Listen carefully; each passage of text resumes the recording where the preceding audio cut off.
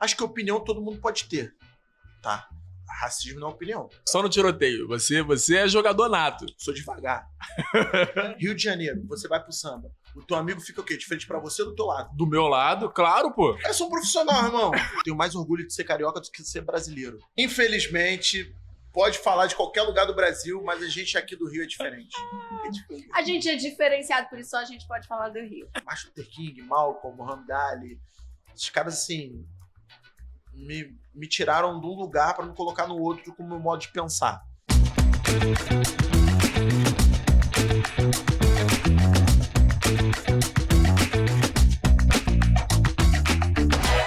Fala, minha gente bronzeada. Sejam muito bem-vindos à nossa resenha carioca, diretamente do Conversa Fiada. Eu, Rafael Oliveira, e ela, o meu flash, que quase cega as pessoas, essa coisa branca, linda, entendeu? Essa minha bandeira de trégua, entendeu? Esse Oxalá, essa pomba da paz, numa sexta-feira, né? Lígia Vargas. Muito obrigada pelas palavras, amor da minha vida. Eu sempre espero o pior, então com esse elogio estou bem agradecida. Mas sejam bem-vindos a essa mesa de bar sempre farta, onde a gente fala dessa cidade incrível, maravilhosa, que a gente come biscoito. Mas se você fala bolacha, tá tudo certo, que aqui todo mundo é bem-vindo. Aproveita, se inscreve no canal, né, Rafa? Isso. Não, se não se inscrever, a gente não vai nem continuar. Se inscreve aí agora. Senão a gente para Entendeu? agora. E já envia pra alguém. Envia pra 3 pessoas. Se inscreveu? Entendeu? Você quer saber Vai quem é o inscrever. convidado de hoje? Que é um cara incrível. Pra saber, se inscreve. É isso, e comenta e curte. Faz aquelas coisas todas que tem que fazer. Agora, posso falar do nosso convidado? Podemos. Eu tô querendo trazer há muito tempo, tivemos problemas técnicos devido ao calor do Rio de Janeiro, entendeu? Agora ele tá aqui, o cara depois de 14 anos de Afro-Reg, agora ele é conselheiro do Afro-Reg, especialista em ESG, entendeu? Irmão, o cara é E incrível. trabalha nada mais, nada menos com a noitada do Rio de Janeiro, com eventos. Então, Segundo ele, o melhor horário do Rio de Janeiro é à noite. fica ligado entendeu? que o nosso papo hoje é com William Reis, seja Seja muito muito bem-vindo, bem-vindo. meu parceiro. Escolhe, olha só. Saúde. Coquinha, equilíbrio é tudo. Aí você viu que ele brindou a coca na água do Rafael, porque é isso mesmo, o Rafael tá bebendo água. E aqui, ó, olha que drink maravilhoso aqui do Conversa. Pô, falo nada, Rafael. É isso, cara. Aguinha, é isso, Mas, saudável. William, fala pra gente. A gente sempre começa esse programa querendo saber a maior carioquice do convidado. Então, qual é a sua maior carioquice? Defender o Rio de Janeiro sob qualquer circunstância. Esse é cara. Real. Eu posso falar mal, você não pode. Eu acho que posso. essa é a minha maior carioquice também. Ah, é Vou roubar. violento. Ah, isso, beleza. A gente pode falar. Eu também Mas você sou. Se tu não. continuar falando muito, eu também fico violento. Tipo isso. Tá certo. Mas é o carioca da praia, do chinelo, da regata ou não? Não. Zero. Não, cara, eu sou um carioca que não... Cara, acho que não gostar é muito forte. Não gostar é você nunca ir, né? Aham. Eu até vou. Uma vez na vida, outra na morte. Mas eu não sou o cara que vai programar um dia anterior pra amanhã acordar cedo e ir pra praia. Não vai. Não sou. Mas também se eu sair do Rio, ou pra Ilha Grande, ou pra fora do Rio, qualquer lugar, e tiver praia, eu fico na praia o dia todo. Não, então, mas isso é uma coisa que eu quero te perguntar mesmo. Porque eu vi esse post que você fala que você não é o carioca do Maracanã, que você não é o carioca da praia. Acho que você não bebe mate? Ou tem alguma coisa que você não Não curte gosto também? de mate. Eu também Não gosto de mate, eu também não gosto de mate. Que carioca é esse? Que, tipo, meu irmão, tu é flamenguista e não curte Maracanã. Eu já fui muito, né? Ah, já Quando foi eu era muito. criança, eu ia ali pra década de 90, ali 90. A partir de 90. Minha primeira vez que eu fui no Maracanã foi em 94, Flamengo e Vasco. 0x0, eu lembro desse jogo. Já foi Aí, num... Fui no, né? Fui Na 94. Primeira vez que eu fui. Não, 94 não. 97. Que foi o ano que o Vasco foi campeão, inclusive. Ah, brasileiro. entendi. E aí foi a primeira vez que eu fui. E aí até os 2003... 9 eu fui na final, Foi. que a gente ganhou, que a gente foi Aham. campeão brasileiro. Aí depois, cada vez menos indo. Hoje, Mas não e aí? também. Mas eu sou Flamengo pra caramba. Não, eu sei que você é Flamengo pra caramba, mas qual é, tipo assim, o que vou ver em casa mesmo, menos muvuca, qual é a parada? Não, em casa não. Eu vejo no melhor boteco do Rio de Janeiro, que é o Boteco do Cadico lá no Andaraí, que é onde eu moro. Ah, tá. Então já a galera toda lá, a gente senta na mesa, fica vendo o jogo do Flamengo, sentadinho lá, sem estresse, sem perrengue. Porque da minha casa até o Maracanã, andando, é 15 minutos. É pô. isso? Do lado. É só descer a Maxwell toda. mesmo assim, eu não faço questão de... Tenho amigos hoje que jogam, inclusive, no Flamengo. Um amigo que jogou, o Everton Ribeiro, meu irmão, me convidava direto. O Alexandro, agora, que é o lateral esquerdo, recentemente me mandou uma mensagem falando: o dia que você quiser ir no Maracanã, você me pede. Aí no interior, falando assim: isso acho que não vai acontecer. Mas acompanho o Flamengo, acompanho o futebol. Por que, William? Cara, acho que a função, cara. Tanto a função da ir pra praia, como a função também do ir pro Maracanã. Tu tem preguiça da função. Da função. Eu entendo. Não é questão de não gostar, entendeu? Eu entendi. É questão da função. Mas Sapucaí também é uma função. Você tem preguiça? Depende. Depende. Se o Camarote Rio me convidar, igual convidou esse ano, eu vou. Vai tranquilo. Eu vou. Não, então, eu queria te perguntar isso porque eu sou o carioca que não vai ao Maracanã. Eu fui ao Maracanã 2 vezes na vida. Sério? Não, já passei você. Não, você passou com certeza. Mas eu fui 2 vezes na vida e, na verdade, o que acontece? Eu fui 2 vezes sozinho. Porque meu irmão era da Jovem Flá, brabo que só mesmo, e minha mãe não deixava eu ir junto. Então, quando eu inventei dia, eu fui sozinho. Falei, vou sozinho. Fui naquele Flamengo e Vasco, que o Vasco começou a ganhar, meteu 2-0. No meio, eu falei, cara, vou embora. No que eu fui embora, eu saindo do Maracanã, começou o segundo tempo, o Flamengo já meteu 2 e empatou. Falei, bora, não volto aqui nunca mais. Eu tenho pé frio, não volto nunca mais. Que bom. Entendeu? Aí, não, realmente, nunca mais. E a gente virou e ganhou. Foi uma final que a gente virou e ganhou. Acabou 4-2, eu acho. Ok. E aí, logo depois da pandemia, foi a mesma coisa. Um amigaço meu que trabalhava no Flamengo me deu um convite, vamos comigo. Primeiro jogo depois da pandemia e tudo mais. Fui. Cara, o tumulto já me incomodou, porque eu queria ver o jogo. E os moleques me sacudiam, meu irmão. Me sacudiam muito. Eu não conseguia ver. A gente atacando quase no gol. Deixa eu ver o gol, brother. E comemorando antes do gol. E a gente começou a perder. Eu falei, vou embora de novo. Fui embora, a gente empatou. Eu falei, Rafael, por favor, perdi nunca nada mais aqui. pisa no Maracanã Não no precisa, jogo irmão. do Flamengo. Tá? Não dá Nunca certo mais. você indo. perdi nada aqui. Mas, Então William, vou. você ficou 14 anos no Afro Reggae. Mas eu queria que você explicasse para as pessoas que não conhecem o que é o Afro Reggae. O Afro Reggae é um grupo cultural, né? Que hoje está muito mais voltado para a questão de games, de esporte, tecnologia, música também. Mas o Afro Reggae é um grupo que ele surge na década de 90, na cidade do Rio de Janeiro. Na verdade, ele aparece primeiro como um jornal, Afro Reggae Notícias, que é o primeiro veículo de comunicação que falava da cultura afro na cidade do Rio de Janeiro, que o José Júnior, que é o fundador do Afro Reggae, criou esse jornal. E aí o jornal ele pegava e distribuía gratuitamente para as pessoas. Ele sempre teve muito foco também nessa classe artística, então ele pegava o jornal, entregava na Zona Sul, a casa do Caetano, Gilberto Gil, para que isso chegasse a essas pessoas. E depois virou um projeto social que teve início ali em Vigário Geral, né? Depois da chacina, daquela famosa chacina que teve de Vigário Geral, onde 21 moradores morreram exterminados por um grupo formado por policiais que entraram na favela e exterminaram essas pessoas. E o Afro Reggae chega em Vigário Geral para fazer um trabalho a princípio foi de reciclagem de música, e depois ele foi crescendo, foi tomando uma proporção gigantesca e se tornou o que é. O diferencial do Afro Reggae para aquela época é que na época as pessoas trabalhavam muito com criança de rua. E o Júnior falou assim, não, eu quero trabalhar com menino e menina de favela. Até então não tinha muitos projetos que trabalhavam com isso. Então ele começou a trabalhar com menino e menina de rua. E sempre, assim, muito inspirado no Lodum, muito inspirado nesses grupos que já tinham, né, essas características de trabalho, e trouxe essa cultura para dentro das favelas do Rio de Janeiro.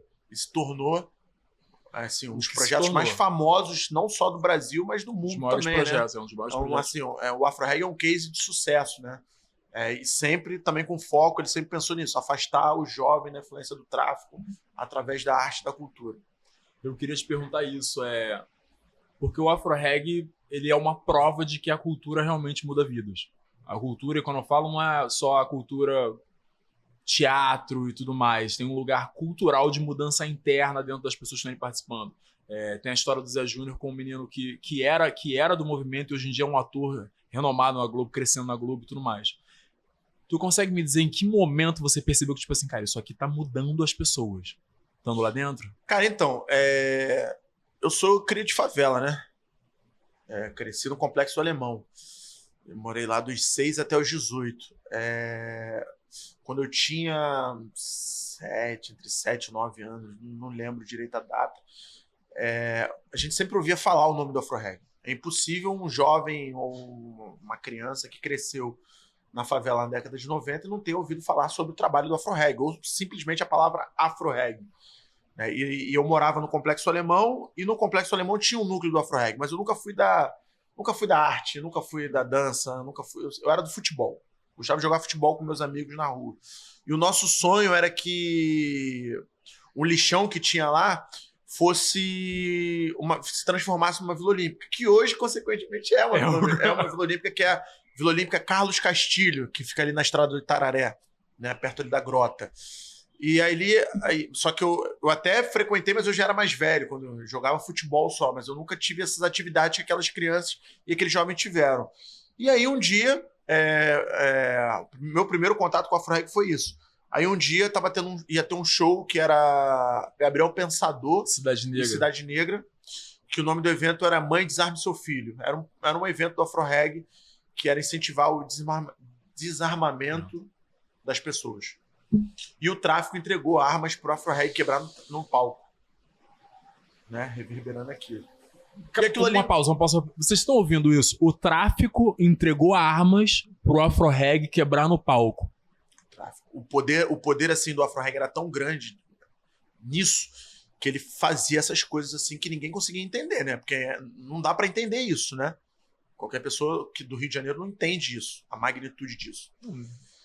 E aí eu fui nesse show com os meus amigos. E foi a primeira vez, assim, para mim, uma criança do Complexo Alemão, que viu jovens negros sendo retratados de forma positiva, que eram jovens que faziam parte do Afro-Reggae.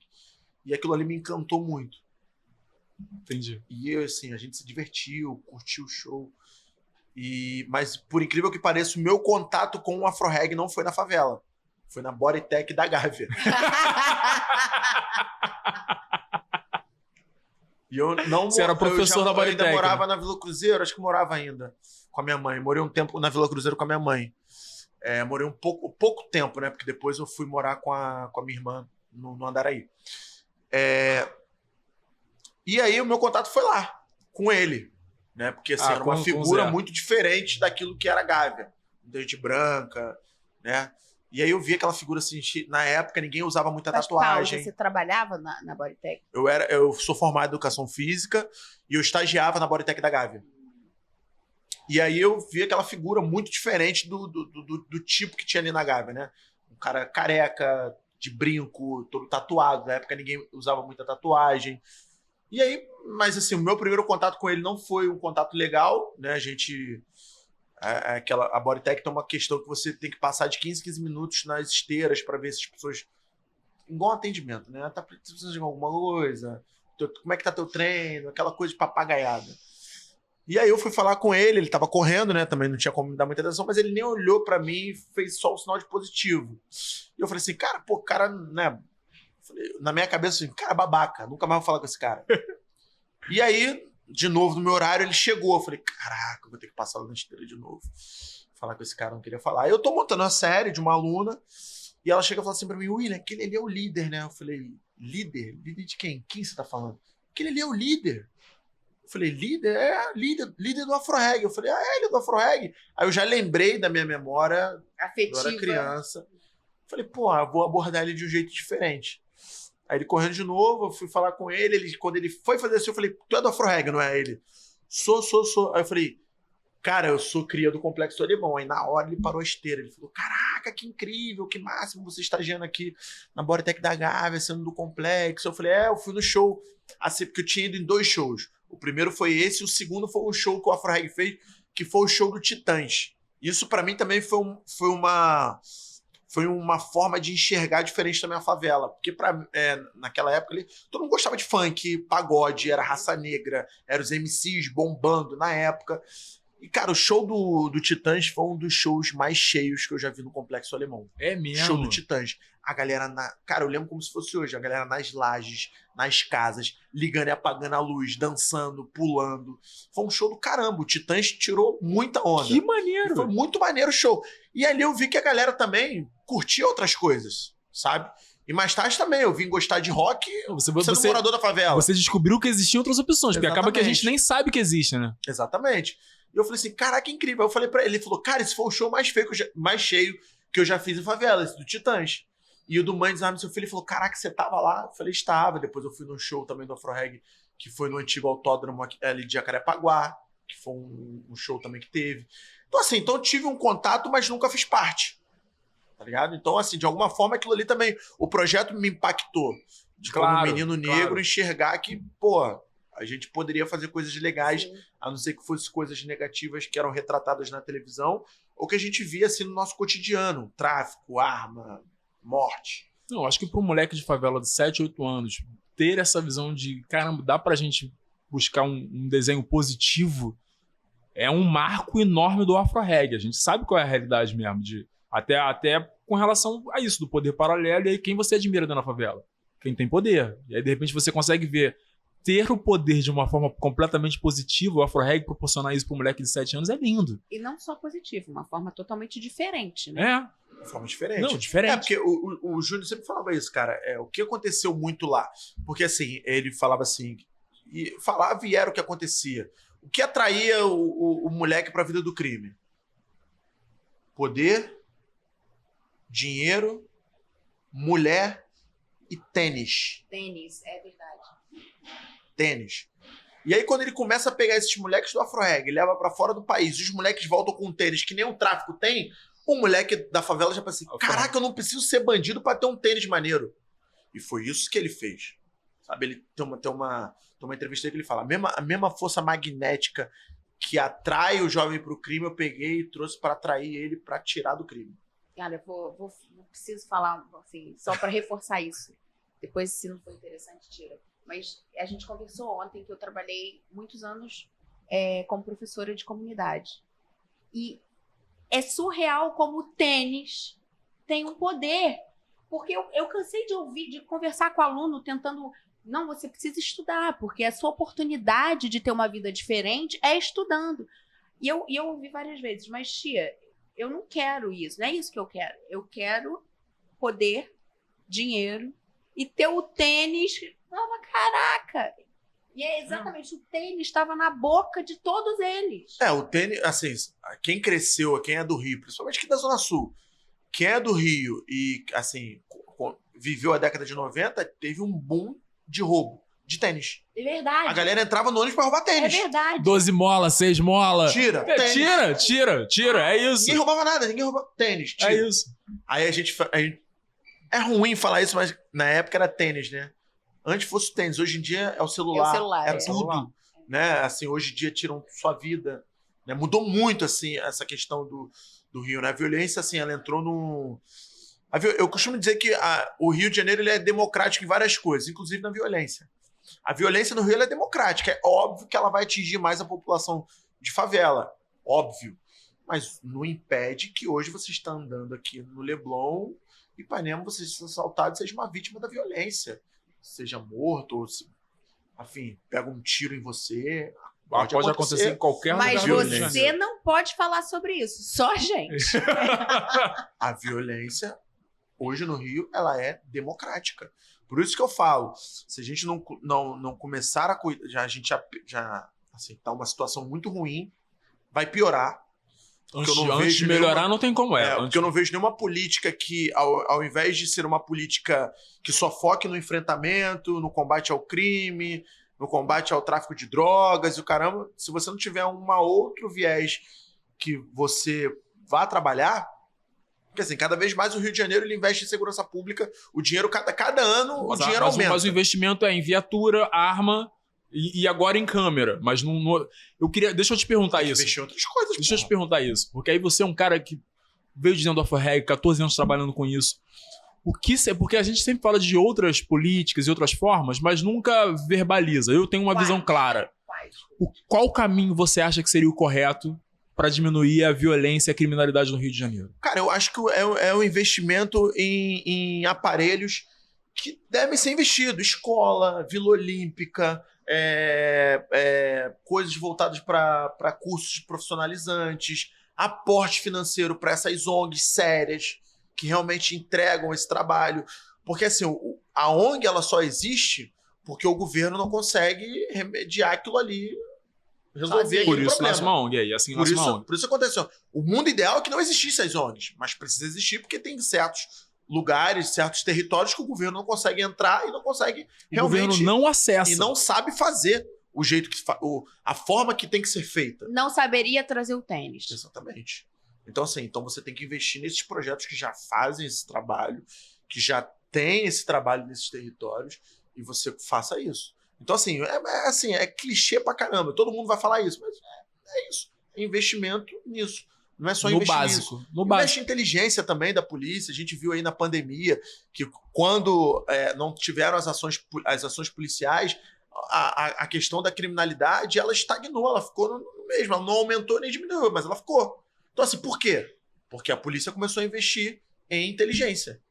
Entendeu? Então, assim, também tem que investir em inteligência. Porque a gente também tem que falar, principalmente, que isso também é para a segurança do próprio policial, que é preto, que é pobre. Entendeu? Porque hoje o soldado da polícia, ele é preto e pobre. Não é nem só preto e pobre. É sem nenhum preparo, né? Sem nenhum preto preparo, e pobre, sem nenhum preparo. aporte, sem nenhum cuidado. Entendeu? A gente também tem que falar desses policiais. Não, eu tenho amigos policiais que fizeram academia e depois que se formaram, pagaram por fora um curso de tiro porque não deram tiro na academia. Como é que você forma um policial pro enfrentamento, que é o Rio de Janeiro, porque infelizmente é um enfrentamento, não tem o que fazer, sem esse cara saber manusear basicamente o que talvez ele seja obrigado a usar. E a credibilidade que o AfroReg tem também, inclusive em todos os setores, é justamente isso. Porque também o AfroReg sempre falou da vida desse policial. Né? Porque, assim, quando a gente fala de direitos humanos, né, entrando nessa pauta, quando a gente fala de direitos humanos, é direito para humanos. Todos são humanos. Não é só, né? Não é para um tipo de humano. São todos humanos, inclusive os policiais. Claro. Entendeu? É claro que, assim, eu entendo também que um líder comunitário, um projeto, enfim, que esteja ali, que vá falar da polícia, ele vai falar porque é a única forma que o Estado está ali é através da polícia. Então essa crítica tem que ser feita porque a polícia tá ali. É a única coisa que você tá chegando, então eu só posso falar disso. Eu não posso falar de escola, você não me traz escola. Eu não posso falar que a escola tá ruim, que falta professor. Não isso tem aí escola. Pode, mas assim, que a metodologia da escola não funciona, que isso aqui porque...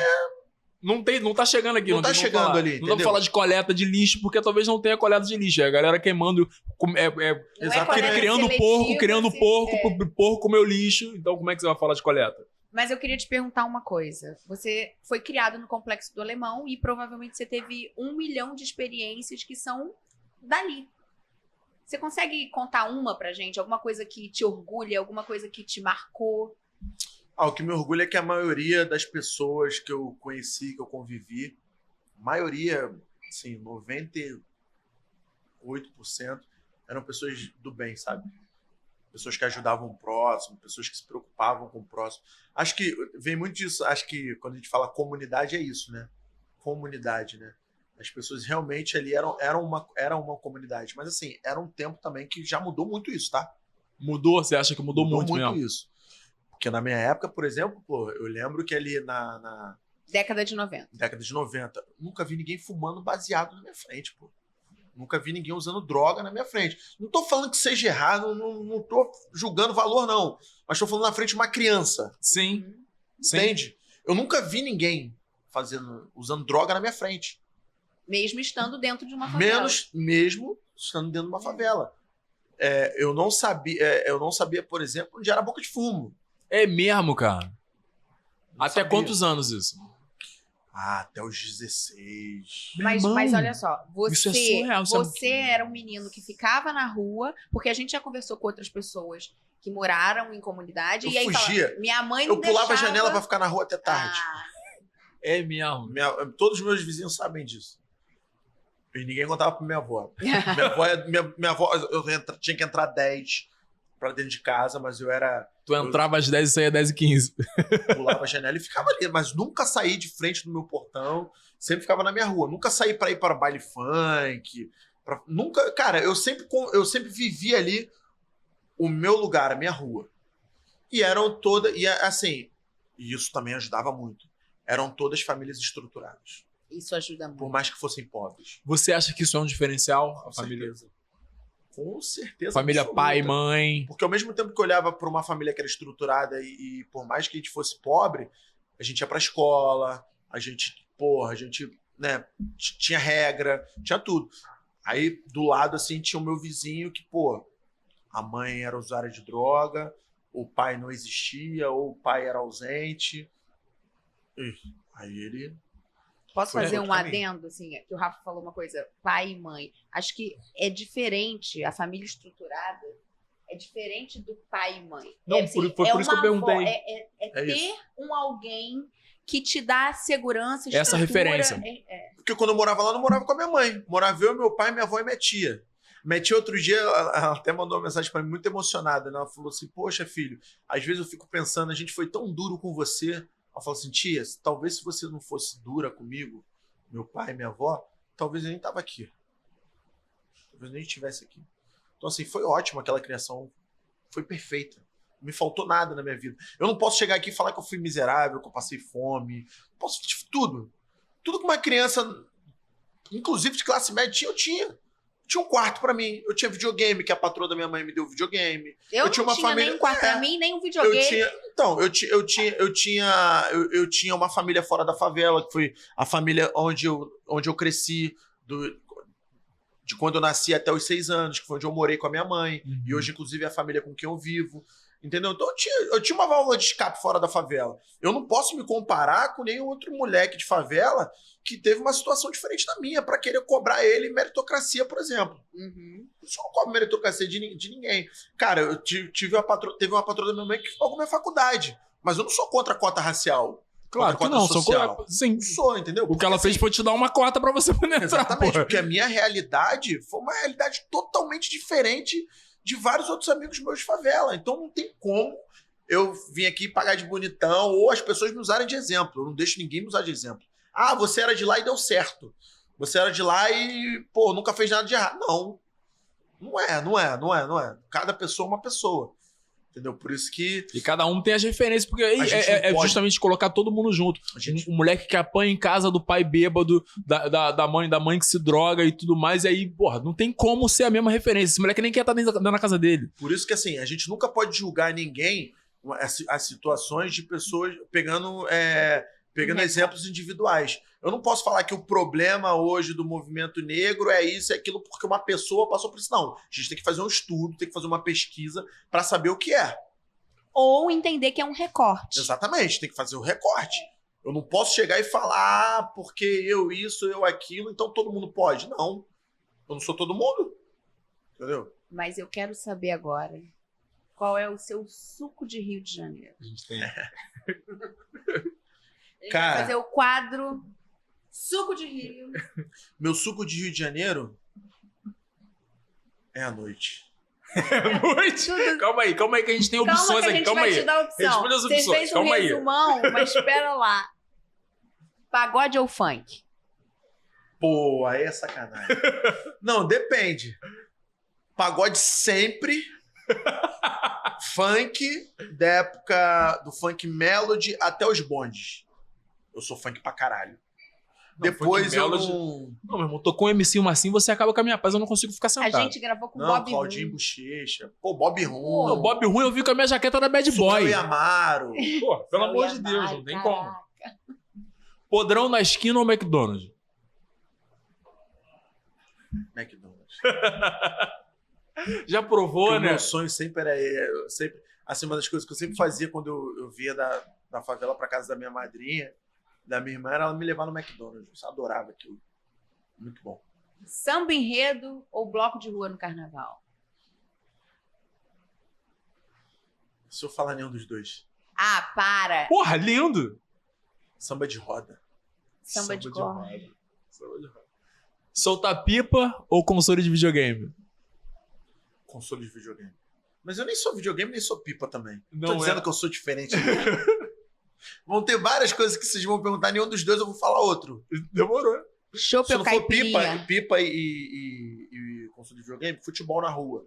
Futebol na rua. Lá na Rua Nova. Futebol na Cresci. Engraçado, né? Porque a pipa é uma coisa muito dessa geração da década de 90. Hoje eu não vejo mais as pessoas tanto soltando pipa. Mas quando eu era criança, era a tal de molecada correndo atrás de Nunca pipa. liguei pra pipa. Minha parada era futebol. Meu sonho era ser jogador de futebol. Só que Deus não me deu o dom de ser jogador de futebol. Apesar de achar que eu jogava direitinho, mas não... né? Eu tentei até, mas... Você tá com um drink na mão, mas dentre chopp e caipirinha. Caipirinha. Jogar altinha na praia ou ficar só no mate com biscoito Globo na praia? Nenhum dos dois. Pegar jacaré na praia. Pegar jacaré na praia. Você é carioca pra caramba. Esse é o meu Rio. A galera reconhece o carioca quando o cara tá lá na Praia do Rosa, lá pegando jacaré igual tava. Todo mundo ficava assim, ó. O que esse cara tá fazendo? Botando pra baixo, feliz da vida. Pô, que saudade. Isso eu gosto. Bondinho do alemão ou mototáxi com emoção? Mototáxi com emoção, adoro. Bota o capacete? Não, Bota o capacete. a coisa que eu não boto. Cara, a coisa que eu faço, que eu adoro fazer quando eu vou na casa da minha mãe é descer ali em Olaria e pegar um mototáxi pra entrar na favela. É mesmo? Muito bom. Agora, se você tivesse que explicar pra um gringo a vibe do subúrbio, o que é o subúrbio carioca, por onde você começava? O que você mostraria? Tipo, cara, isso aqui você tem que... Um baile funk, um churrasco na esquina, ou uma trocação de ideia com uma roda de samba? O que você acha que, tipo... Roda de samba e conversar com um cara do subúrbio raiz, que tenha vivido a melhor época do subúrbio. Que é a época que a gente cresceu. Exatamente. Vamos falar, você falou de Noite Carioca, vamos falar de Noite Carioca. Não, peraí que eu queria fazer uma pergunta. A gente escuta muitas pessoas falarem que a gambiarra é uma coisa muito carioca. Você é mestre em alguma gambiarra ou já viu alguma gambiarra que falou, caraca, essa é profissional? Não sou mestre em gambiarra. Acho que eu vejo as gambiarras do samba. Tipo o quê? Tipo o quê? Tipo os caras tocando na frigideira, eu acho absurdo. É absurdo. Os caras tocando na frigideira é sensacional. Frigideira ou com...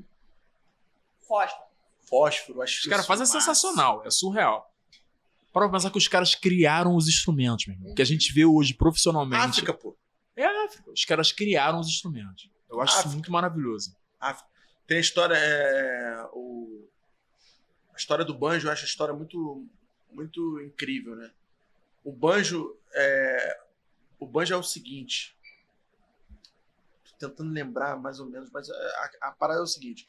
O banjo ele é um instrumento americano, né? E aí...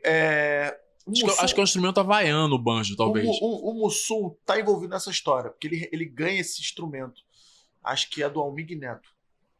E ele corta, porque o banjo tradicional é grande. Aí ele corta e ele se transforma no banjo. E aí é um dos instrumentos que eu acho mais incríveis, assim. É maneiro mesmo. Roda de samba é ter um banjo. É maneiro mesmo. Gentileza gera gentileza. Que momento gentileza gera gentileza que você já presenciou e que te marcou?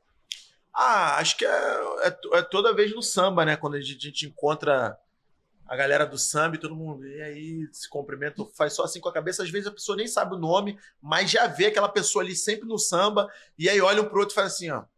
Tipo assim, ou você olha pra pessoa e fala assim, esse samba vai ser bom. E a pessoa deve pensar a mesma coisa. Que esse cara só tá em samba bom, a outra pessoa só tá em samba bom, a pessoa deve pensar, né? Sabe qual é a parada que eu adoro? Que, porra, eu sou cria ali, Tijuca, Renascença, eu tô sempre.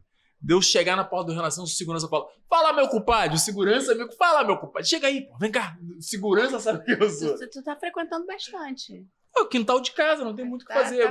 Eu tropeço e caio lá, muito difícil. Você quer encontrar o Rafael, arranhar ele todinho, entendeu? Vai no Renascença, que ele vai estar lá disponível pra você, eu tenho certeza. Frequento lá desde a barriga da minha mãe. É isso. O Rena. É isso.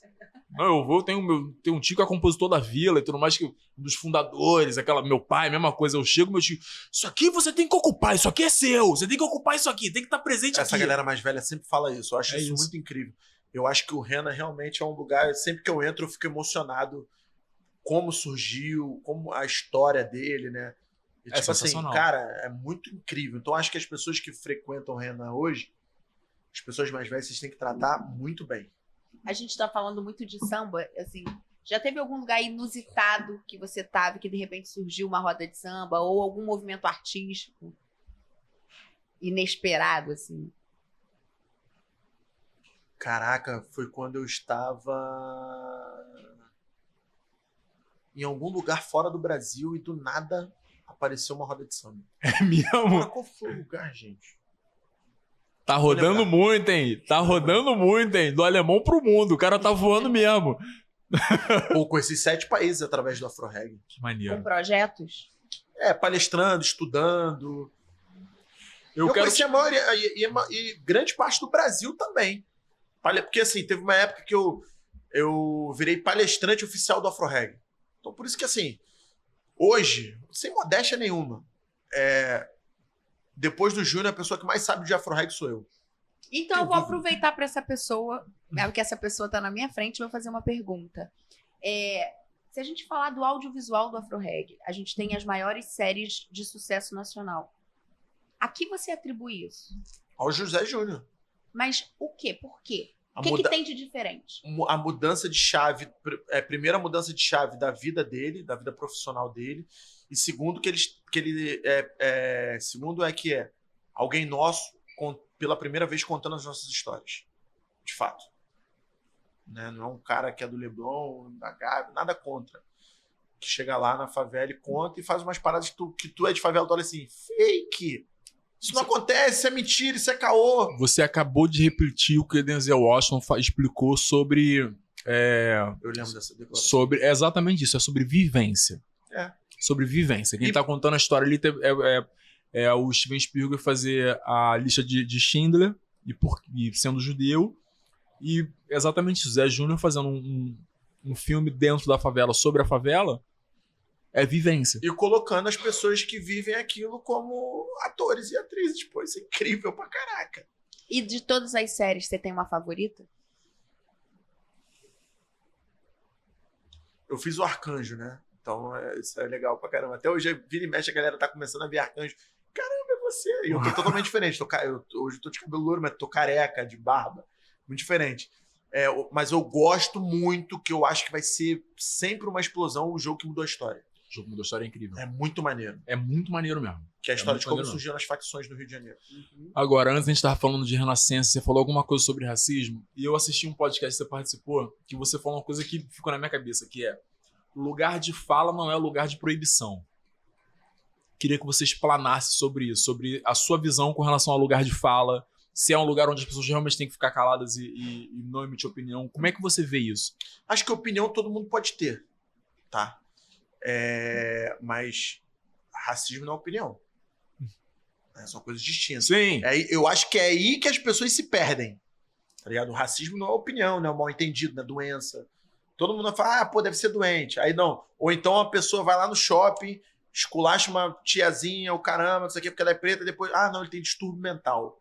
Sempre acontece isso, né? Então, assim, pra mim, racismo não é doença, não é mal entendido e não é opinião. Isso é um ponto. Só que eu acho que a discussão sempre é saudável. Debater é sempre saudável. O diálogo é sempre saudável. Agora, é diferente quando você vai debater com uma pessoa que já tem uma opinião formada e não tá afim de se flexibilizar. Então, assim, por que eu vou falar com aquele cara ali se ele já tem a opinião formada dele? Outra coisa é uma pessoa que você consegue identificar que ela realmente tá equivocada. E essa pessoa vai lá e fala assim, pô, realmente eu errei. Isso aqui. Quer ver um exemplo claro disso? Uma vez eu falando com o Tico Santa Cruz. Cara, isso é racismo, não sei o quê. Não é, pô, não acho, não sei o quê, porque o fulano de tal, não sei o quê, passou 10 minutos. Eu falei, irmão, posso te pedir desculpa? Eu refleti aqui e realmente você estava certo. Então, tipo assim, cara, o Tico é um aliado. Entendeu? Então, como é que eu vou tirar? Então, a gente não pode também afastar os aliados. Entendeu? Mas quando eu falo que lugar de fala ele não é... Como é que é? Proibição? É nesse sentido. Mas é claro que eu quero que a gente faça as nossas lutas, eu quero que a gente fale dos nossos problemas, eu quero que a gente lidere a solução também dos nossos problemas. É a gente. Mais ninguém.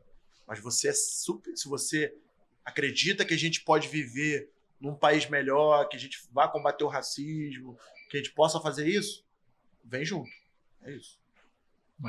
Eu como branca, que não tenho o lugar de fala, acho sensacional essa sua colocação, porque eu confesso que eu fico sempre sem saber como me posicionar, com medo de emitir alguma opinião e a pessoa que vivenciou qualquer tipo de racismo se sentir ofendida por achar que eu não posso ter uma opinião sobre, mesmo que contra o racismo, sempre será. Então, eu acho muito importante isso que você está falando, porque, na minha visão, e aí pode ser que eu seja cancelado, eu acho que a gente tem que unir forças contra tudo, todos e qualquer coisa que prejudique qualquer ser humano. Porque é aquilo que a gente falou lá no início. Somos seres humanos independente de qualquer outro detalhe. E também tem que ser estratégico, porque hoje quem tem dinheiro no Brasil é a galera branca. Hoje quem manda no Brasil são os brancos. Então, se uma pessoa branca quer estar do nosso lado e for ok pra gente, a gente tem que trabalhar junto. Não tem jeito. Cara, não tem jeito. E é isso. E assim, grandes pensadores também que não pensavam dessa forma pensaram isso também, como foi o caso do Malcolm X, que era um dos caras que você fala que é um dos caras mais radicais que já tiveram aí. E no final da vida dele, o cara falou assim, cara, o que eu falei pra aquela mulher branca, que ela não podia fazer nada hoje pra ajudar a gente, se esse livro pudesse chegar na mão dela, eu falaria assim, ó, eu me arrependi. Um dos maiores arrependimentos da vida dele foi esse. Ele fala no livro dele. Não sou eu que tô falando. Ele, quando ele volta da Índia, cara, eu acho muito louco isso, porque o Malcolm X realmente era muito chocante, mas quando ele volta da Índia... cabeça. É outra cabeça. Só que ninguém quer falar desse Malcolm. Isso ninguém quer falar. É exatamente isso. Eu acho que é o Malcolm líder mundial. Pra mim, esse era o Malcolm que ia explodir. Aí, rapidamente... Por isso que ele morreu. Exatamente, rapidamente morreu. Pra mim, tem dois momentos muito sérios na história que as pessoas fazem questão de ignorar. É esse Malcolm e o fato que o Nelson Mandela... Como é que ele resolveu o apartheid? Ele fez as pessoas se perdoarem. Tinha um nome disso aí. Foi ele e Desmonte Tutu que criaram isso aí. Então, mas era exatamente isso. Perdão, alguma coisa Agora assim. Eu não vou lembrar o nome, mas eu sei que é justamente isso. Era uma comissão de perdão na África do Sul. Que é exatamente isso. As pessoas se assassinaram por valores trazidos pela Inglaterra. A Inglaterra criou o apartheid, separou pessoas negras por padrões físicos e criou uma cultura de ódio. Eles se mataram e no final o que ele conseguiu fazer foi: eu sei que morreram parentes seus, morreram parentes dele também, mas se vocês não conseguirem se perdoar, a gente não vai pra lugar nenhum. Acho que era a Comissão da Verdade do Apartheid. Acho que é isso. Assim. Acho que é a Comissão da Verdade do Apartheid. Tem no YouTube, quem quiser assistir. Tipo assim, famílias que o fulano morreu, assassinado pelo outro, era uma reconciliação. E pra mim o grande ponto é a gente não conseguir entender que no nosso momento atual, enquanto a gente não conseguir se perdoar e dialogar, tô falando de Brasil mesmo, a gente tem dois lados bem claros. Enquanto a gente não conseguir dialogar, se perdoar e entender que é um país só, não tem conversa. Sim, politicamente, deixando bem claro. Não, falando. Não, outra coisa que eu acho um absurdo. As pessoas pararem de se falar por causa de política. Não, meu irmão, e qualquer coisa... Política virou time de futebol. Qualquer coisa que você faça tem um traço político. Já parou pra pensar nisso? É porque eu acho que as pessoas elas levam muito pro lado extremo. É o que eu falo. Eu nunca vou querer ser amigo ou estar perto de uma pessoa que é declaradamente racista. Não tem Isso é um ponto. Não, nem eu. Isso é um ponto. É claro. Isso é um ponto. Agora, o outro ponto é uma pessoa que tem uma opinião diferente minha política, que não vai votar no lado que eu voto por uma questão econômica, não sei o quê, não sei o quê. Tudo bem, exatamente. O problema é seu. Democracia é isso, gente. Mas aí, cara, as pessoas por isso que é um absurdo. A gente tem que aceitar que a gente perdeu uma eleição. Não existe diálogo. Segue a vida. Se o lado, a direita ganhou, se a esquerda ganhou, segue a vida. São 4 anos. O que de melhor a gente pode tirar daquele governo? Exato. E vida segue. E vida que segue. Pra mim, esses são dois pontos sérios que a gente deveria olhar com muito mais cuidado. Esse Malcolm X e como foi que o Nelson Mandela resolveu o apartheid. Ele fala, cara, se eu pudesse, eu falaria pra ela, resolva entre os seus. Faça o trabalho entre os seus, porque você é importante entre os seus. Se você conseguir dialogar com os seus, que a gente, enquanto negro, precisa avançar nos Estados Unidos com a lei dos direitos civis, maneiro pra caraca. Né? Mas assim, eu estive nos Estados Unidos, tá? Estive com esse objetivo, foi a realização de um sonho profissional meu. Eu estive o governo americano me convidou. É muito chique. Eu tô falando, meu irmão. Tem noção que é esse cara? Trazer esse cara pra mesa, meu orgulho tremendo que eu tenho. O governo americano me convidou, né? enquanto coordenador executivo do AfroReg, para passar 20 dias nos Estados Unidos, conhecendo quatro estados e conhecer a luta dos americanos, dos negros americanos lá, mas levando a nossa metodologia daqui também para uma forma de troca. E o que você viu? Cara, primeiro que é um sonho que eu quero e agora eu sou viciado, museu. Sim. Eu acho os museus de lá, eles têm um compromisso com memória que é muito maneiro. Eu fui no Museu de Washington, o Museu Afro de Washington, que é o maior museu afro do mundo.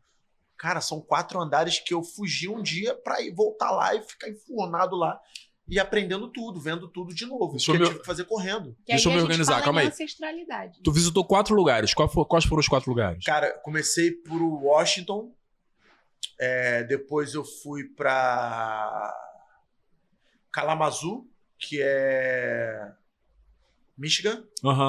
Washington, que é centro, Michigan. Né? Cara, eles fazem uma loucura contigo, né? Eles botam... Primeiro eles me levaram para um lugar mais... negro, Washington. E mais misturado, né? Que as pessoas conseguem. Depois eles me levaram para o centro dos Estados Unidos, que é ali Kalamazoo, Michigan.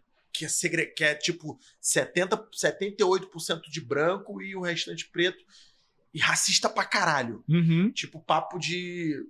Eu não passei, mas de colegas que estavam no nosso grupo de elevador, a galera fechar o elevador na tua cara pra tu não entrar no elevador. Tipo isso.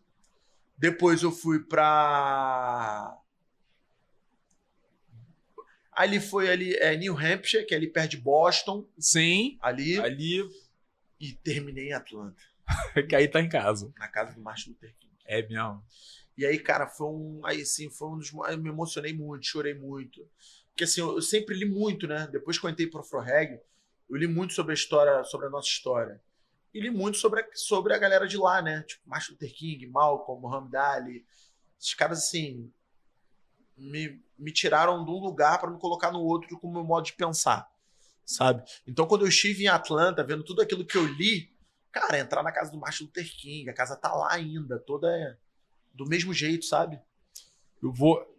Mesma estrutura da década de 50, tá lá o chão, é a mesma coisa. Sim, a mesma coisa. Eles não fizeram nada. Eles cuidam das coisas. E isso muito tem Isso é uma grande lição pra gente. Eles cuidam das coisas. Foi graças a Coretta King, a esposa dele. É. Dedicou a vida dela a manter a imagem do marido intacta. Cara, pra gente ter eu saí de lá com a sensação de que o Martin Luther King é tão famoso quanto um presidente. Mas eu tenho essa sensação também. Você não chega em nenhuma cidade e não tem uma Martin Luther King Avenue. Exposição, aí tem um terno dele, aí tem um museu dele, tem a casa dele. Cara, é uma parada que você fala assim, cara, Não, ele tem avenidas em todo... Meu irmão, e o que é interessante é isso. Se você achar a Avenida Martin Luther King em qualquer lugar, é uma área de preto. Você sabe dizer, ok, deixa eu ver onde é que eu me localizo. Avenida Martin Luther King. Então eu voltei de lá com uma parada assim, pô, cara, ele venceu por tudo que ele passou, por ele ter morrido por isso, né? Por ele ter sido diversas vezes ameaçado, ele, a esposa, os filhos, sabe? Pô, tem foto dele, você acha na foto dele na internet, ele tirando uma cruz queimada com o filho dele de 2 anos do lado dele, sabe? O cara era, assim... Eu sou um cara que... Eu acredito muito em... Eu acho que Deus está manifestado em várias culturas, né? No hindu, no candomblé, no catolicismo, enfim, várias coisas. E eu acho que Deus, ele, de tempo em tempo, ele manda essas pessoas para trazer um pouco de tranquilidade para o nosso coração. E referência. Esperança e referência. Eu acho que o Martin Luther King, Malcolm X, Mandela, Jesus Cristo, Madre Teresa, todas essas pessoas, Deus falou assim, cara, eu preciso mandar alguém para esse...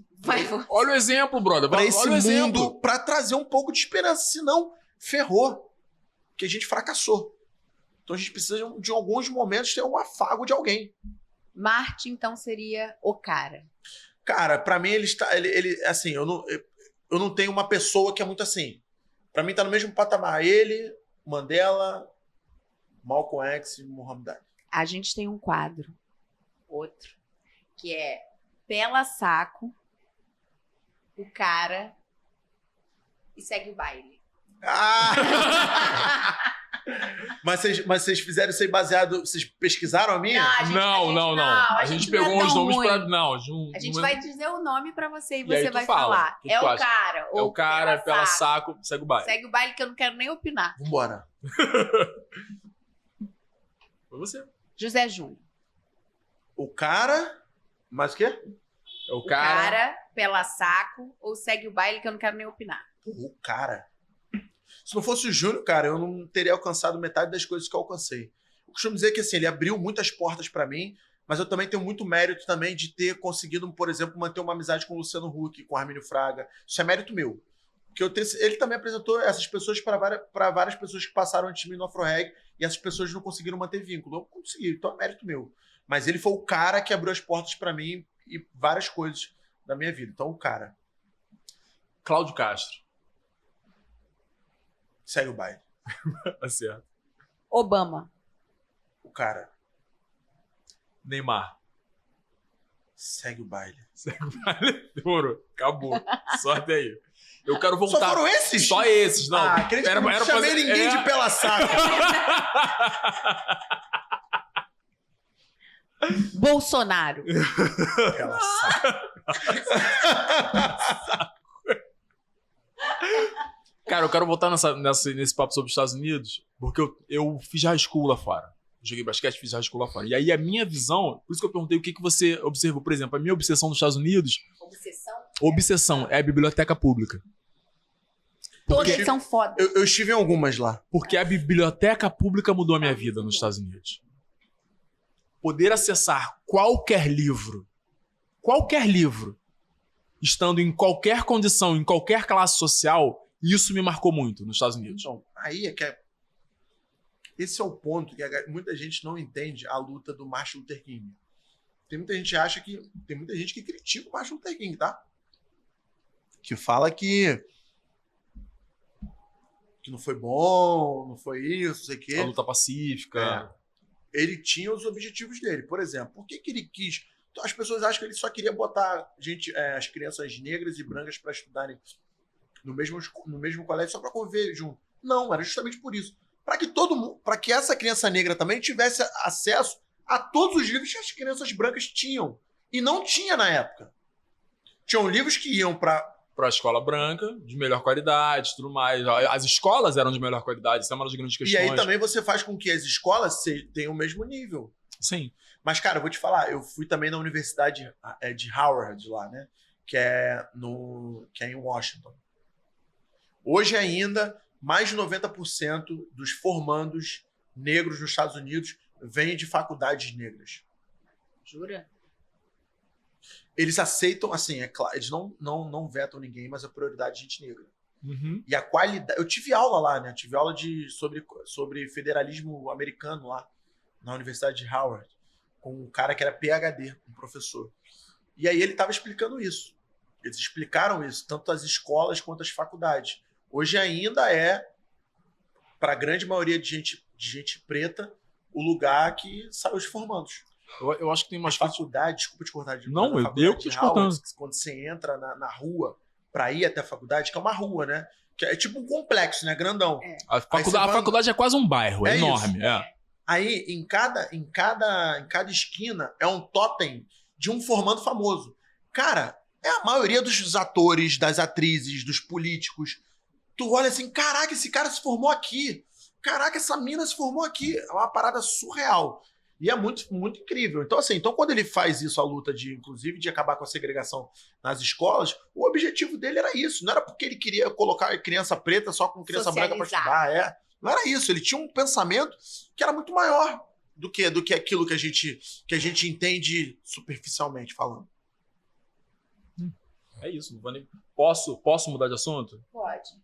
Porque eu quero falar de noite. Vamos falar de fábrica? Porque vamos falar de agora. O cara tá na fábrica, entendeu? Com um projeto maravilhoso que eu já adorei saber que a gente ficou sabendo. A gente tá entregando em primeira mão aqui, é isso? A minha história com a fábrica, ela começa através do Zulu. Vamos primeiro explicar o que é a fábrica para as pessoas. Pois é. A fábrica, ela é uma agência de eventos que tem mais de 10 anos na cidade do Rio de Janeiro que faz grandes eventos. Então hoje a fábrica... Ah, mas que grandes eventos? Tardezinha, por exemplo. Tardezinha! A fábrica só criou com o Zulu a Tardezinha. Só isso. Né? Só isso. E tem outros eventos também que a gente conhece. RJ, Festa RJ. Festa RJ. Da fábrica. Eles têm o Boma hoje, que é um evento de música eletrônica. Maneiro. Teve no Réveillon, teve no Carnaval. Ele tem o Réveillon dos Mil Sorrisos. Uhum. O Camarote Rio. Camarote Rio. É da fábrica. Então a fábrica É esse que nós vamos ano que vem, minha gente. No Camarote Rio. Quem fala do Rio vai no Camarote Rio. Zulu, pelo amor de Deus, hein, Zulu? Dá essa moral, todo mundo hein? ainda acha que o Zulu é sócio do Camarote Rio, mas ele não é, não. Ele era, mas saiu. Mas todo mundo ainda associa ele. Não, quem vai convidar a gente é o William, cara. Será? Tá achando... Será? Será? Então a fábrica é isso. E eu conheço a fábrica através do Zulu. Num dia que tava o Tiaguinho no Rio e o Zulu tava num quiosque aqui na Lagoa. E ele me chamou, eu fui lá encontrar com ele. Ele me apresentou o Renan, que é o CEO da fábrica. Que é um cara do bem pra caramba. Um cara que, aliado. Super antenado às questões sociais. Por isso que eu acho que cada vez mais quando você bota gente jovem pra ser líder, a galera jovem tem uma cabeça mais aberta, que vai pensar em temas mais abertos. Um cara com um CEO de 60, 70 anos. Por isso que a gente fala que a política no Brasil não evolui, por isso, que é um bando de homem branco e velho. Sim. Falando de política, isso é verdade. Com as ideias de quando eles tinham 20 anos de idade. Exatamente, isso não vai andar. Vai andar, a gente precisa renovar. Quando eu falo renovar, é renovar em todos os sentidos. Tá? Em todos os partidos.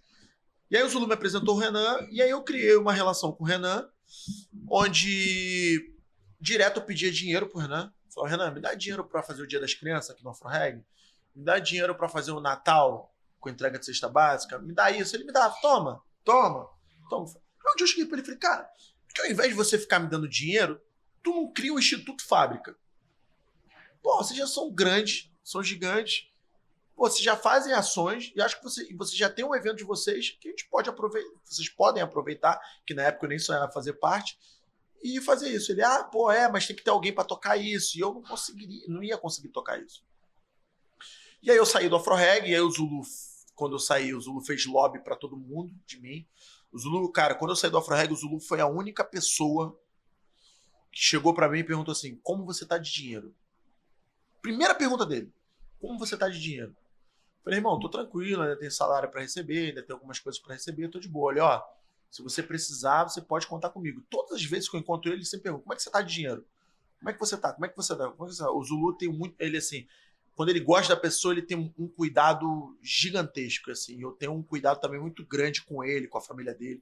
E ele, assim, é o meu irmão, é um dos meus melhores amigos, e ele sempre me ajuda. Aí, passou. Aí o Zulu falou, olha, Porace, Renan, fulano de tal, o Will tá na pista, hein? O Will tá solteiro. Tá solteiro. Caralho, tá na pista! Tá na pista, mas não é isso. Tá na pista. Tá nessa pista também. Aí o Liporace me chamou pra trabalhar com ele. Infelizmente não rolou, mas no Rap Festival, ele e o Kleber da agência Somar e o Rafael me chamaram, só que não rolou. E aí o Renan, eu falei, Renan, vamos isso aqui, não sei o que. Aí chegou um momento, o Renan falou assim, irmão, eu tenho que fazer isso aqui dentro. Porque não dá mais pra fábrica não ter um braço social aqui dentro. Eu falei, então vambora. Então a gente vai criar um Instituto Fábrica, ele já está em fase de criação, já criamos a identidade visual, que tá maneira, já criamos a apresentação, agora a gente está na parte burocrática que é chata, de legalização do Instituto, mas está andando também, a gente já fez a assembleia, já escolheu os conselheiros, já fizemos algumas ações, mas ainda não divulgamos, porque a gente quer divulgar quando tiver tudo pronto. E o Instituto Fábrica, ele vai ser basicamente o seguinte, tudo que a fábrica hoje fizer no âmbito de eventos, a gente vai ter pauta ambiental, social e de governança. E aí como é isso? Ambiental, a gente, por exemplo, coleta de lixo, recolhimento de lixo, relação com carbono, o material que é utilizado para os eventos, para a gente tentar, né, não danificar tanto o mundo, o meio ambiente. A parte social é trazer mais diversidade, trazer mais inclusão. A gente tem um plano de que, a partir de agora, a fábrica vai dar prioridade a pessoas diversas. Não vai ter mais aquele padrão que tem a fábrica hoje. Isso aos poucos a gente vai mudando, porque não tem como mudar da noite pro dia. É igual a Heineken. A Heineken tem um plano hoje. A Heineken hoje ela só contrata mulher e gente preta. Sabia? Não. Ela tem um plano de até 2050, por aí, daqui a um tempo, de que esteja equilibrado a questão de raça e gênero. Ô, Heineken, quer botar um dinheiro no podcast aqui? A gente preta, mulher, entendeu? Só botar um dinheiro, Heineken. Gente preta aqui, ó. Só botar Uma empresa holandesa. Sim. Pensando nisso. Então, hoje, o mundo não dá mais para você correr disso. E governança é questão de fiscalizar a questão da situação de trabalho das pessoas, como as pessoas estão sendo tratadas, né? A gente vai fazer um compliance. A gente vai criar um compliance dentro da fábrica, para onde os funcionários se sentirem abusados ou tiverem algum tipo de problema. E nesse compliance. Eles possam ter voz, né? Possam ter voz. Então, assim, o Instituto Fábrica é uma coisa assim, que eu estou muito motivado de fazer. Eu estou tendo o apoio de todos os sócios da fábrica, então do Renan, do Tiagão, do Yuri, do Dioguinho, enfim, de todos eles, né? Eles estão muito empolgados também com esse instituto. E assim, e eles estão muito, assim, e o Renan, assim, quando você vê que a galera quer fazer aqui, a gente vai gastar quanto? Eu não quero saber em ganhar. Quero saber quanto que a gente vai gastar para separar essa verba aqui e a gente fazer. Então, assim, a gente está super alinhado. A Helena lá está me ajudando, que é do RH. E a gente vai botar esse instituto aí para fazer coisas bem legais em todos os eventos da fábrica. Já estou curiosa para isso. Mas eu queria voltar no complexo e te fazer uma pergunta que está aqui na pauta e a gente pulou, mas eu acho que é importante. Se você pudesse dar um conselho para Eduardo Paes, em nome do Complexo do Alemão. Eduardo Paes ou Cláudio Castro? Os dois, vambora. Pro governo? Pro governo. A nível da prefeitura, a nível municipal e a nível presidencial, estadual. nível o que você quiser. Acho que a gente vê a quantidade de gente incrível que sai de lá. Né? Teve uma vez que o AfroReg, o Júnior fala essa história sempre. Tem uma vez que o AfroReg fez uma parceria com uma marca de cosmético e aí teria que contratar mulheres para trabalhar. E aí uma das exigências era mulheres que estivessem ou cursando a faculdade ou que fossem formadas. E a marca não levou fé que teriam essas pessoas lá. O Júnior falou assim, eu anuncio e vai aparecer essas pessoas. Ele anunciou e fechou as vagas em um dia. Então, acho que é pensar a quantidade de gente incrível que tem ali, a quantidade de gente honesta que tem ali, a quantidade de gente trabalhadora que tem ali, e o que esses governos podem fazer para que aquele ambiente ali seja melhor para as próximas gerações. Para que a gente não perca essas próximas gerações para o tráfico, para a violência. Ou nem digo também pelo tráfico ou pela violência, mas para a pobreza também. Né? Porque a gente acha que a gravidade é só ele entrar para o tráfico ou morrer. Não. Também o fato dele continuar mantendo aquele ciclo de pobreza, de extrema pobreza, é muito grave. O que a gente pode fazer para quebrar esse ciclo? Eu consegui quebrar o ciclo. Não que minha família, como eu já falei, minha família não era miserável, né? Mas era pobre. Mas eu, por exemplo, sou o primeiro formando da família par de mãe. Eu sou o segundo par de pai. Então, assim, o que a gente pode fazer para que a gente consiga salvar essas gerações? Então, assim, vamos olhar com outros olhos para lá. Tira o olho do combate à violência, do combate às drogas. E vamos também criar mecanismos de melhorias ali para aquele lugar que não seja somente algo voltado para a violência. Eu posso fazer... O que você quer falar? Pode falar. Eu quero fazer aquela última pergunta. Posso fazer? Pode.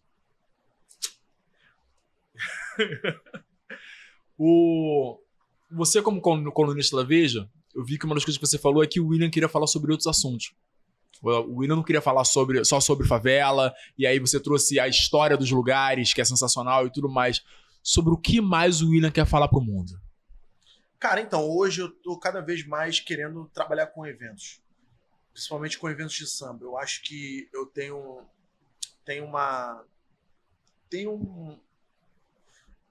um espaço ali que eu acho que falta ainda pra galera do samba pegar.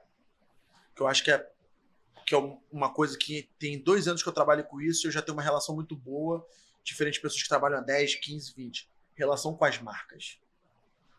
E foi na Tardezinha que eu criei essas relações com as marcas. O Zulu sempre fala, eu falei assim, caralho, Zulu, eu nunca fiz tanto contato de trabalho como eu fiz na última Tardezinha. Ele falou assim, é porque você entendeu o que é a Tardezinha.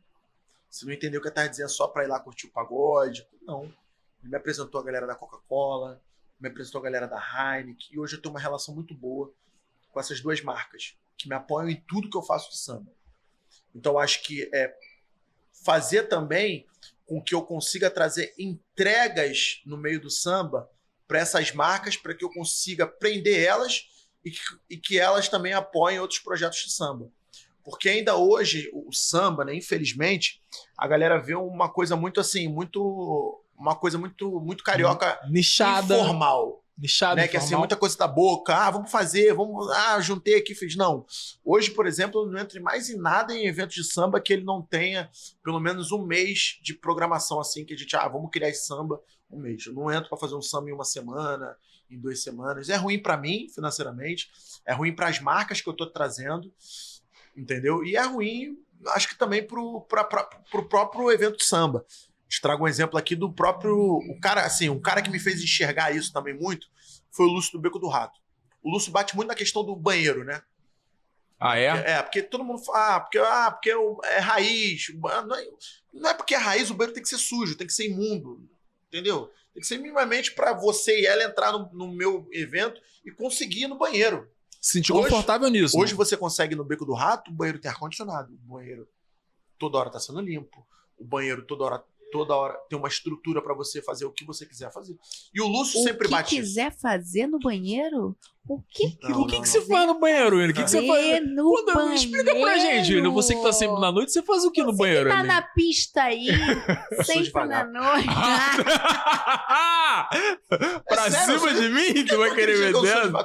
Tu acha que eu sou acelerado? Não, eu acho que você é come quieto. Você é malandro. Sou não. Você é malandro. Tu fica aqui, ó, paradinho, ó. Só no tiroteio no olhar. Tu fica aqui, ó, só no tiroteio. Você é jogador nato. Sou devagar. Mas então, aí o Lúcio hoje, por exemplo, ele tem no samba, hoje ninguém tem a melhor condição, por exemplo, com uma marca de cervejaria como ele tem. Não, o Lúcio, não. Mas olha só, para aí, pausa. A gente sabe que é Beco do Rato, mas nem todo mundo aqui é do Rio. Beco do Rato é um dos maiores espaços de samba do Rio de Janeiro. Que Se você não foi ou veio no Rio ou quer chegar aqui no Rio, tem que ir no Beco do Rato, pô. E se você entrar agora no Instagram do Beco do Rato, você tem a programação do mês inteiro. Exatamente o que o William acabou de falar. Você tem a programação inteira do mês. Então eu aprendi muito com isso. Eu tento pegar e eu tento trazer isso pro meio de samba. Eu tô tentando fazer isso com o samba, né? E eu tento cuidar das marcas muito bem. Porque, assim, uma coisa também que só a gente pode falar que é carioca, tá? O carioca, na sua grande maioria, ele não sabe receber as pessoas. É muito assim, botou ali dentro do evento e tchau. Não, todo mundo, pode perguntar, todo mundo, meus amigos do Rio Grande do Sul, de Porto Alegre que vem pro Rio, eles são tratados da mesma forma que quando eu vou lá eu sou tratado. Então, assim, isso não tem também, eu sinto muito falta disso no samba, sabe? Então, acho que eu posso trazer isso pro meio do samba e crescer com o samba no Rio de Janeiro. Porque, assim, hoje é o segmento da nossa cidade, né? Todo mundo que, se você falar do samba, é impossível falar do samba e não falar do Rio de Janeiro. Mas eu acho que ainda precisa dessa parada da gente sair muito dessa questão da informalidade. Por exemplo, vou te dar um exemplo. Eu estava montando um projeto para apresentar para uma marca, e aí o projeto estava desatualizado porque, ao invés de... Tipo assim, o projeto já tinha acontecido 5 vezes e ele estava antigo, tinha acontecido só 3. Mas estava no projeto. E aí eu falei assim, cara, tem que mudar isso. Porque, mas só mudar isso? Eu falei, só mudar isso.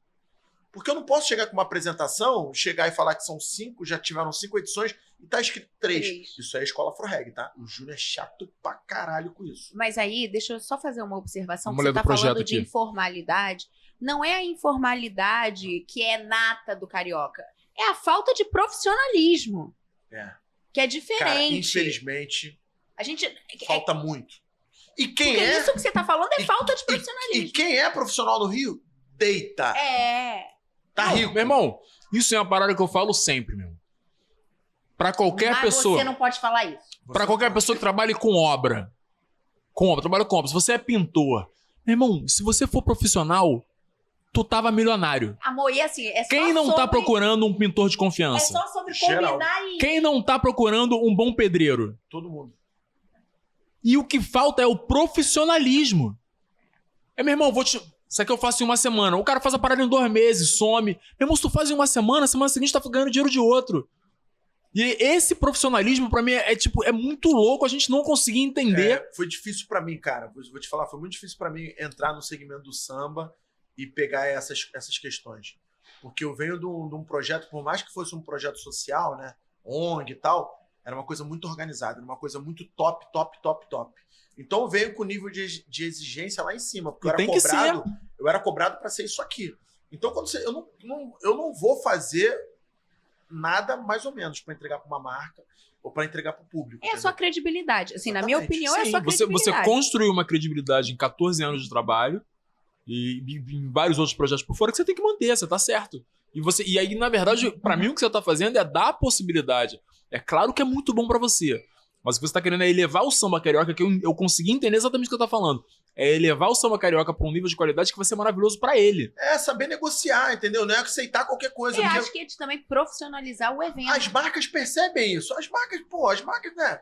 A gente vive no capitalismo, né, gente? A marca vê fragilidade ali, porque ninguém apoia, aí chega e fala assim, pô, teu samba é explodido. Eu digo, pô, te dou 10% de desconto de bebida no teu samba. O cara vai lá, quero. O cara não tem a noção do quanto de dinheiro, se a marca botar 30%, 40%, quanto de dinheiro ainda ele vai estar retornando para a marca. Ele não tem essa noção. Então as marcas enxergam ainda o samba, infelizmente, esses sambas, esses eventos, com a credibilidade lá embaixo. Porque acha que é um bando de desesperados. E como é que você, além do profissionalismo, você pretende transformar isso? Cara, fazendo as entregas que as marcas estão acostumadas a receber em outros eventos. E novas entregas também, dentro disso. E novas entregas. Entendeu? Eu não posso... a minha briga sempre é muito assim. Hoje também no Rio, a gente ficou muito refém das rodas de samba. E as rodas de samba hoje estão muito caras. Essa é a verdade. Hoje, para você fazer samba no Rio, é muito difícil. Pra você ser produtor e ganhar dinheiro com samba é muito difícil. Só se a parada hypar legal. É muito difícil. Mas o que é caro? É contratar? As rodas estão muito caras. Mas o quê? Os músicos? Tudo. As rodas, o quê? As rodas, a estrutura, o som, tá tudo muito caro. Tá tudo muito caro para você fazer. Então, por exemplo, eu tenho um evento hoje que é o Samba Vibes, que bate 3.500 pessoas, entre 3.000 e 3.500 pessoas. Cara, a planilha é 160 mil. Uou! Eu já entro pro Samba Vibes já pensando em me mudar do Rio se eu tomar um prejuízo. Mas, graças a Deus, é um evento que caiu no conceito da galera, a gente consegue fazer uma entrega legal, as marcas estão junto com a gente, e a gente consegue entregar e a gente consegue ganhar alguma coisa, né? Começamos a ganhar alguma coisa agora, nessas últimas edições. Mas, assim, tá muito caro.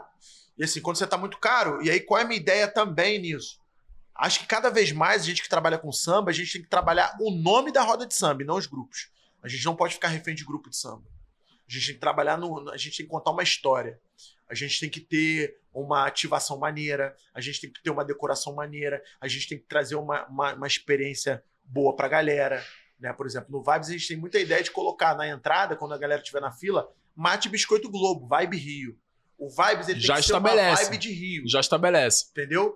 Então a gente tem que trazer as experiências do Rio. Então o cara, quando for no Vibes, ele não tem que ir porque o grupo tal tá lá. Não, porque é o Vibes. O Vibes vai me entregar um banheiro maneiro, vai me entregar uma estrutura maneira, bota gente bonita pra caramba lá, bota gente diversa. Pô, as marcas estão lá, a cerveja tá gelada, né? A organização tá boa, não tem briga, não tem confusão. Isso que eu tenho que entregar pro cara. Eu não posso ficar refém das rodas. Não pode. E a minha briga também no samba é isso. É também não ficar refém das rodas. Então eu tenho 3 brigas aí. Primeiro, é fazer uma estrutura com que as pessoas sejam bem recebidas. Segundo, é não ficar refém das drogas, das bandas, e trazer um contexto de evento legal. E o terceiro é as marcas. Fazer com que as marcas tenham a mesma vontade de estar num evento aqui de hip hop ou no Bosque, ter a mesma vontade de estar lá no samba, no centro da cidade. Vocês estão entendendo que eu queria trazer esse cara aqui? Olha esse cara, meu irmão. Meu irmão, o cara é o desenrola do Rio de Janeiro. Cria do alemão, meu irmão, com uma visão bizarra, maravilhoso. Cara, mas muito disso vem dessa... Eu sempre fui criado em 2 famílias, né? Uma família branca de classe média, do Andaraí, e da minha família do Complexo Alemão. Então acho que... E fora também os 14 anos que eu fiquei no Afro-Reg. Então eu criei uma sagacidade de desenrolar com qualquer pessoa. Eu posso chegar em qualquer lugar aqui da Zona Sul e Tá tudo bem. Eu vou definir isso em multiplicidade. É isso. E aí, você, nesse papo aqui de pouco mais de uma hora, você falou de relações no Complexo, relações na Bodytech da Gávea, Luciano Huck. Armínio Fraga. Então, eu vou te perguntar, qual é a melhor coisa do carioca, na sua opinião? É esse desenrolo. Esse desenrolo de chegar e já dominar o lugar. Cara, quando eu vou para outros estados, eu chego assim e falo assim, cara, aqui é molinho de dominar, mano. Tá ligado? É sério. Eu chego assim, eu fico olhando e falo assim, caraca, meu irmão, aqui dá pra dominar molinho, mano. Pô, E tudo, tá? o cara tá acostumado a jogar no Rio de Janeiro, que é a Champions League, dá todo mundo armado. Tu sai do Rio, meu irmão. Tinha um texto do Orkut, eu sou antigo.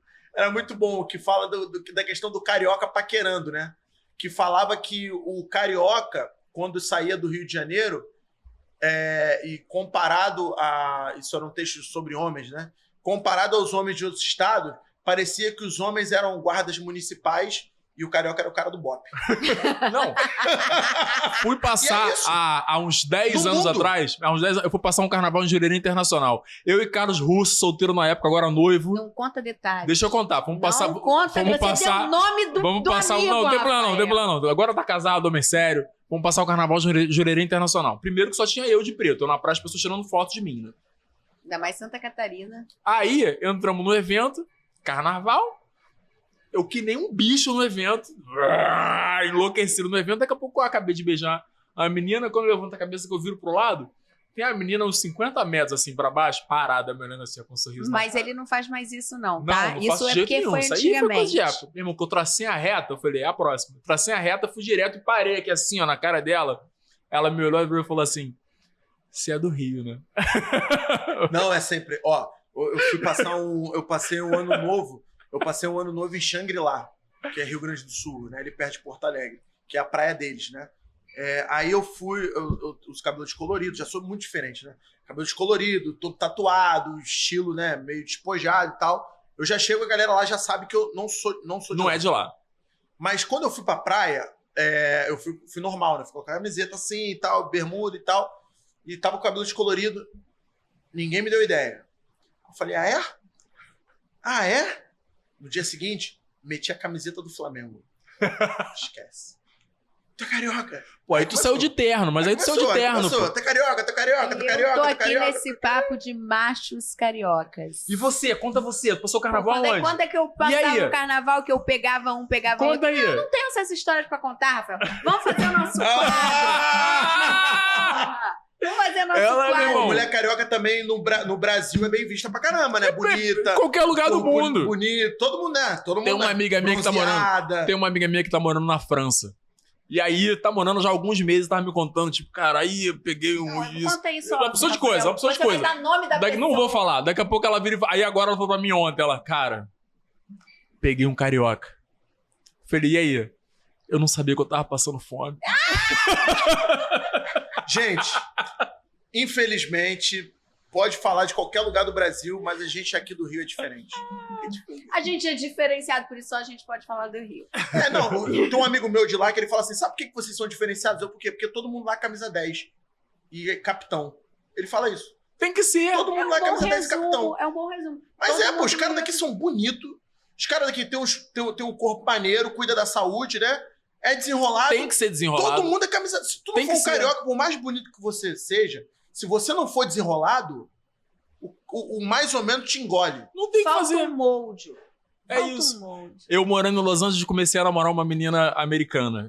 Ascendência italiana e americana. Desse Aí. jeito tu não vai mais pegar ninguém, porque tu já contou várias Mas- coisas aqui que as pessoas vão começar Namora a... todo mundo ele. Não. Eu Não beijo na pego ninguém. boca. Eu acabei de falar de uma primeira namorada. Pelo amor de Deus. Eu beijar na boca, todo mundo beija. Pelo amor de Deus. Aí, a gente, né, convivendo, ela vira pra mim e fala um dia assim, cara, você sempre tem o que falar? Como assim? Você sempre sabe o que falar na hora certa? É esquisito, isso parece que a gente tá num filme. Eu falei, isso é Rio de Janeiro, Cara, bro. É sério, cara. Eu reparo isso. Até a posição dos caras em noitada fora do Brasil é diferente do carioca. Por exemplo, Porto Alegre, os caras fazem uma rodinha e ficam conversando entre eles. Rio de Janeiro, você vai pro samba. O teu amigo fica o quê? De frente pra você ou do teu lado? Do meu lado, claro, pô. Tá todo mundo vendo tudo. É claro. Os caras são profissionais, irmão. Eu não queria ser de outro estado pra competir com os caras daqui, não. Eu sou sanguinário. Tem que ser, cara. Senão, meu irmão, no Rio de Janeiro, Champions League, bro. Vamos lá. Pra terminar, William, que senão o Rafael sai daqui preso ou eternamente solteiro. Rio perfeito. A gente vai te falar um tópico e você vai falar onde no Rio a pessoa vai encontrar, na sua opinião, o melhor comida da madrugada. Caraca, melhor comida da madrugada? Poxa, um yakisoba que não sei se ainda tem. Lá no Arcos da Lapa. Bem no arco mesmo, naquelas barraquinhas. Tinha um yakisoba lá do meu xará, o William. Melhor. Tem até um negocinho vermelho assim, oriental, pendurado assim. Pô, yakisoba ninguém tinha trazido ainda, hein? Matava muito a minha fome. Escola de samba. Salgueiro, pô? Esquece. Esquece. Melhor feijoada. Da minha mãe. É. Um dia eu vou convidar vocês. Não, porque olha só. Porque eu parei de fazer aniversário com feijoada dela. Que eu fazia na laje dela lá na Vila Cruzeiro. Ficou muito grande, aí ela ficou com medo da laje cair. Muito amigo, né? Mas eu quero voltar com a minha feijoada. Melhor roda de samba. Melhor roda de samba? Pô, Renascença. Clássico. Vista mais bonita. Vista mais da laje da minha mãe que dá pra ver a Igreja da Penha. Já subiu a igreja de joelhos? Não. Aliás, eu passei de ano uma vez, prometi não subir, tá? Ih, tá devendo. Não faz Tá isso não, meu irmão. devendo. Mas eu era criança, será que não... Pô, vai Deus lá pagar. perdoa. Ainda mais adulto, sabendo Deus a responsabilidade. perdoa, Vai lá será? pagar. Eu vou contigo, se quiser eu vou contigo. De joelho? Amarradaço. Luca, tu vai filmar isso? Amarradaço. Vou contigo mesmo, falando Caraca. sério. Não faz promessa e não paga, não. A minha mãe é mestre de fazer isso, que ela fazia isso, por exemplo. Qualquer coisa acontecia, qualquer coisa minha, eu resolvi minha vida, eu voltava, mãe, consegui. Então a gente vai agora ter que agradecer. Vou fazer e vou falar pra vocês. Mas como assim? Como assim? Não, filma, a minha mãe faz a promessa que eu vou fazer as coisas. Esse é o melhor tipo. Da próxima, tu promete que o Rafael vai subir. Tá bom. Entendeu? Porra, brinca com isso não. Melhor bloco de carnaval. Bloco Afro Reg, que eu fiz vários anos. Melhor noitada. Hoje, Hoje. porra, o Bosque de Domingo. Aê, alô, Cuia! Alô, Cuia! Ah, não posso pôr. Olha só, esse é um dos caras mais, assim, do coração mais puro que eu já conheci na minha vida. Esse cara, assim, ele me pegou assim no braço e falou assim, eu vou te trazer pra Zona Sul, vou te trazer pra Zona Sul. Tudo que ele pode, ele me insere. Tudo que ele pode, ele me chama. Todo domingo eu tô com ele, com a esposa dele, com a Renata. São meus amores. O Cuia, assim... Do bem. Eu brigo com o Cuia. Eu falo assim, você tem que ter uma maldade. Tá muito bobo. Todo mundo tira onda contigo. Ele, irmão, uma hora alguém vai cobrar essa pessoa. Não vai Ele ser fala eu. isso mesmo. E ele E é um... se você quer saber mais do Cuia, vai aqui no nosso canal. Tem um episódio inteiro. Meu irmão. Rafael Cuia falando das melhores noitadas. Mentira que ele é frequentador de missa. Vai lá ver que ele frequenta a Exatamente. missa. Exatamente. É isso? Teve mais não? Eu queria te dizer o seguinte, o microfone é seu. Se você quiser concluir com o que você quiser trazer pra gente, porque a gente identificou em você tanta multiplicidade, tantas facetas, tantas histórias, que eu queria não te perguntar, mas deixar você falar sobre o que você quiser pra gente terminar esse episódio. Primeiro agradecer o convite, né? Sempre acompanhava vocês, acho incrível, descontraído, né? Acho que bota uma bebidinha aqui, uma comidinha ali. Acho que sempre bom, vocês dois se completam muito, né? E acho que, assim, o que eu puder ajudar para que o podcast ganhe mais força, mais nome, vocês podem contar comigo. E, assim, eu adorei a forma que a gente trata esse podcast aqui, né? Falando sobre a nossa cidade maravilhosa, que é o Rio de Janeiro, né? Eu tenho muito orgulho de ser carioca.